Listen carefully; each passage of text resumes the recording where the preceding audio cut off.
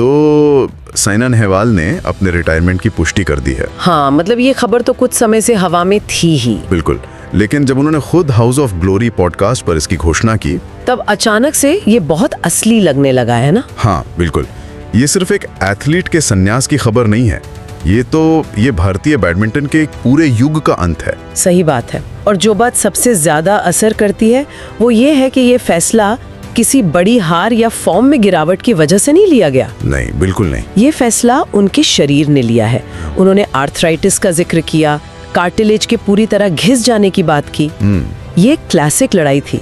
मतलब दिमाग कह रहा था चलो एक और मैच, पर शरीर जवाब दे चुका था। ये हमें याद दिलाता है कि जिन आइकन्स को हम एक तरह से सुपर ह्यूमन समझते हैं, वो भी इंसानी सीमाओं से बंधे हैं। बिल्कुल। और ये सीमाएं कितनी कठोर थीं, इसका अंदाजा आप उनकी ट्रेनिंग के घंटों से लगा सकते हैं। हाँ, वो आंकड़े तो चौंकाने वाले हैं। एक समय था जब वो दिन में 8 से 9 घंटे प्रैक्टिस करती थी। 8 से 9 घंटे? और हाल के दिनों में वो सिर्फ 1 या 2 घंटे की ट्रेनिंग के बाद ही घुटनों में असहनीय दर्द और सूजन से जूझ रही थी। उन्होंने वो हड्डी पर हड्डी घिसने वाली बात कही थी। हाँ, वो तस्वीर जो उन्होंने पेश की वो सुनकर ही दर्द होता है। और यही एक चैंपियन की सबसे बड़ी लड़ाई होती है ना, ये स्वीकार करना कि अब शरीर वो नहीं कर सकता जो दिमाग चाहता है। और साइना ने कभी भी आधा अधूरा प्रदर्शन तो स्वीकार ही नहीं किया। कभी नहीं। उन्होंने दुनिया के सामने अपना एक कमजोर संस्करण पेश करने से साफ इनकार कर दिया। यही तो उनकी पहचान रही है, लड़ना, लेकिन हमेशा अपनी शर्तों पर। और इसी जज्बे को, इसी लड़ाई को शायद विराट कोहली जैसे खिलाड़ी सबसे बेहतर समझते हैं। अच्छा, उनका ट्वीट? हाँ, उन्होंने एक्स पर जो लिखा वो बहुत सीधा और असरदार था। India is proud. बस 3 शब्द। भारत का प्रतिनिधित्व करने के दबाव को हर रोज महसूस करते हैं। तो इसका वजन बहुत बढ़ जाता है। बहुत ज्यादा। बिल्कुल। लेकिन मैं इसे सिर्फ सम्मान से आगे बढ़कर देखती हूँ। ये सिर्फ एक खेल से दूसरे खेल को मान्यता देना नहीं है। तो फिर क्या है ये? ये उस नए भारत का प्रतीक है जहाँ एथलीटों का संघर्ष, चाहे वो क्रिकेट पिच पर हो या बैडमिंटन कोर्ट पर, एक साझा राष्ट्रीय अनुभव बन गया है। एक साझा अनुभव। हाँ, कोहली का ट्वीट साइना की उपलब्धि को व्यक्तिगत से उठाकर, मतलब एक तरह से सामूहिक चेतना का हिस्सा बना देता है। ये एक बहुत शक्तिशाली विचार है। तो आप कह रही हैं कि ये भारतीय खेल में बढ़ते हुए आपसी जुड़ाव और सहानुभूति का प्रतीक है। हाँ, और ये दिखाता है कि भारत का खेल परिस्थिति तंत्र अब कितना परिपक्व हो रहा है। पहले सब कुछ क्रिकेट के इर्द गिर्द घूमता था। एग्जैक्टली। लेकिन साइना जैसी एथलीट्स ने साबित किया कि दूसरे खेलों में भी उतने ही बड़े हीरो हो सकते हैं। और अब वो हीरो एक दूसरे की उपलब्धियों का जश्न मना रहे हैं। और ये साइना और कोहली के बीच एक आपसी सम्मान भी है। दोनों ही अनुशासन और आक्रामकता में विश्वास करते हैं। बिल्कुल। और ये जो सम्मान उन्हें आज मिल रहा है, ये उस सफर को और भी खास बना देता है, जिसकी शुरुआत बहुत ही साधारण और मुश्किल हालातों में हुई थी। उनके पिता की कहानी। हाँ, डॉक्टर हरवीर सिंह की कहानी तो किसी फिल्म की स्क्रिप्ट जैसी लगती है। वो आंकड़े तो आज भी हैरान करते हैं। हैरान करने वाले हैं।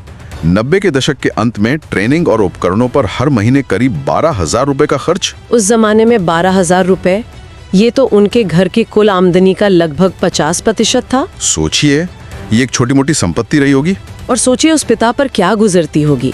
एक तरफ बेटी का असाधारण टैलेंट और दूसरी तरफ घर चलाने की जिम्मेदारी। उन्होंने अपने प्रोविडेंट फंड से बार बार पैसे निकाले, कई पर्सनल लोन लिए, और ये सब साइना से छिपा कर रखा। हाँ, ताकि उसका ध्यान सिर्फ और सिर्फ खेल पर रहे। और फिर वो रोज की मेहनत। सुबह 4 बजे उठकर अपनी बेटी को स्कूटर पर बिठाकर हैदराबाद के लाल बहादुर स्टेडियम तक 40 किलोमीटर का सफर तय करना। दिन में 2 बार। हाँ, दिन में 2 बार। ये तो जुनून की इंतहा है। अगर हम इसे बड़ी तस्वीर से जोड़कर देखें ना, तो यही साइना मॉडल है। एक ऐसा मॉडल जहां परिवार ही पहला कोच, पहला स्पॉन्सर और पहला सपोर्ट सिस्टम था। सही बात है। ये उस दौर की कहानी है जब कोई सरकारी फंडिंग या टॉप स्कीम जैसी संस्थागत सहायता मौजूद नहीं थी। तो उन्होंने सिस्टम का इंतजार नहीं किया? बिल्कुल नहीं। सच तो ये है कि साइना की सफलता ने ही भविष्य में बैडमिंटन के संस्थागीकरण का रास्ता खोला। उन्होंने अपने प्रदर्शन से सिस्टम बनाने पर मजबूर कर दिया। और उनके प्रदर्शन का एक बहुत बड़ा हिस्सा था उनका ऑन कोर्ट व्यक्तित्व। वो कम ऑन, चिल्लाना। हाँ, वो मशहूर कम ऑन। हाँ, वो सिर्फ एक नारा नहीं था, वो एक ऐलान था कि मैं यहाँ लड़ने आई हूँ। हाँ, और पुलेला गोपीचंद ने इसे बहुत खूबसूरती से समझाया था। उन्होंने कहा था कि साइना में एक ऑन कोर्ट अहंकार था। ऑन कोर्ट अहंकार मतलब कोर्ट पर उतरते ही ये विश्वास कि मैं किसी से कम नहीं हूं और मैं यहाँ जीतने ही आई हूँ। ये वो निडरता थी जो पहले भारतीय खिलाड़ियों में अक्सर नहीं दिखती थी। अच्छा, वो माफी मांगने के लिए नहीं बल्कि दबदबा बनाने के लिए कोर्ट पर उतरती थी। मुझे याद है जब टीवी पर उनका मैच देखते थे तो उनका वो कम ऑन चिल्लाना सिर्फ कोर्ट तक सीमित नहीं रहता था। वो हमारे ड्राइंग रूम में भी गूंजता था। हाँ, वो सिर्फ खुद को नहीं पूरे देश को जोश दिला रही थी। और इसी जोश ने उन्हें इतिहास बनाने में मदद की। उनकी कुछ पहली उपलब्धियों को देखें तो पता चलता है कि वो कैसे एक पथ प्रदर्शक थीं। जैसे कि 2009 में BWF सुपर सीरीज जीतने वाली पहली भारतीय, 2012 में बैडमिंटन में भारत का पहला ओलंपिक पदक, कांस्य, और फिर 2015 में वर्ल्ड नंबर 1 रैंकिंग तक पहुंचने वाली एकमात्र भारतीय महिला। ये सिर्फ आंकड़े नहीं है, ये वो मील के पत्थर हैं जिन्होंने भारतीय बैडमिंटन का नक्शा ही बदल दिया। और आपने पथ प्रदर्शक की बात की तो उनकी सबसे बड़ी उपलब्धि शायद बैडमिंटन की चीनी दीवार को तोड़ना थी। ओह हाँ, चीनी दीवार। उस समय तो चीनी और बाकी पूर्वी एशियाई खिलाड़ियों का ऐसा दबदबा था, उन्हें हराना लगभग नामुमकिन माना जाता था। बिल्कुल, और साइना ने उस आधिपत्य को तोड़ा। क्या इसका कोई खास लम्हा या मैच है जो आपको याद आता हो? बिल्कुल, 2014 का चाइना ओपन फाइनल।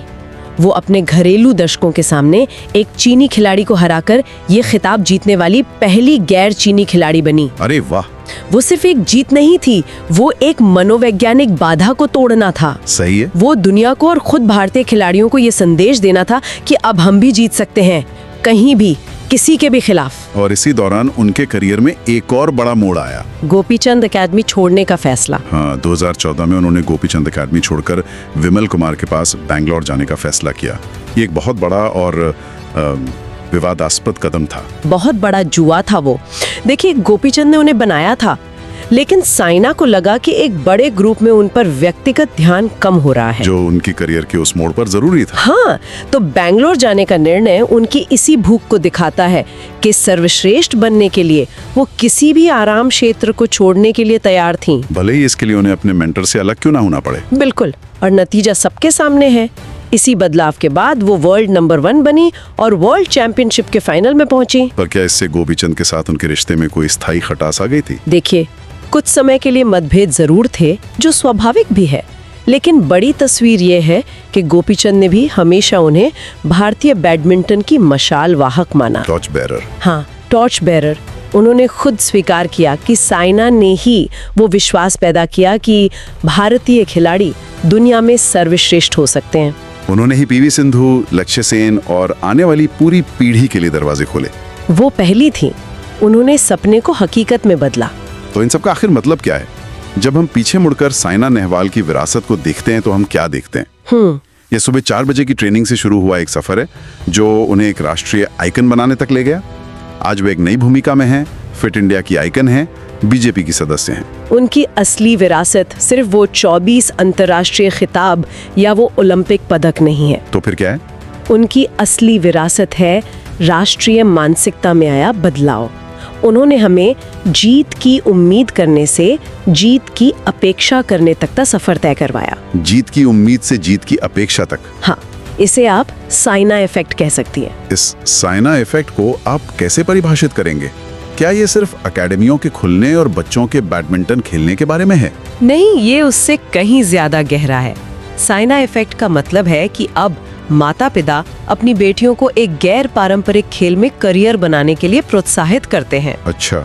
इसका मतलब है कि बैडमिंटन अब सिर्फ एक हॉबी नहीं बल्कि एक आकर्षक और सम्मानजनक पेशा है। इसका मतलब है कि एक छोटे शहर का बच्चा भी वर्ल्ड नंबर 1 बनने का सपना देख सकता है, क्योंकि साइना ने उन्हें रास्ता दिखाया है। बिल्कुल। उनके जाने से कोर्ट भले ही थोड़े शांत हो गए हों, लेकिन उन्होंने जो विश्वास जगाया है वो स्थायी है। साइना नेहवाल ने साबित किया कि एक व्यक्ति अपने दम पर एक राष्ट्र की खेल संबंधी अपेक्षाओं को बदल सकता है। अब जबकि भारत में बेहतर व्यवस्था और बुनियादी ढांचा है जिसे बनाने में उन्होंने मदद की, तो ये सवाल मन में आता है, क्या अगला एथलीट कौन होगा जो न केवल जीतेगा बल्कि किसी खेल को देखने के हमारे नजरिए को ही मौलिक रूप से बदल देगा?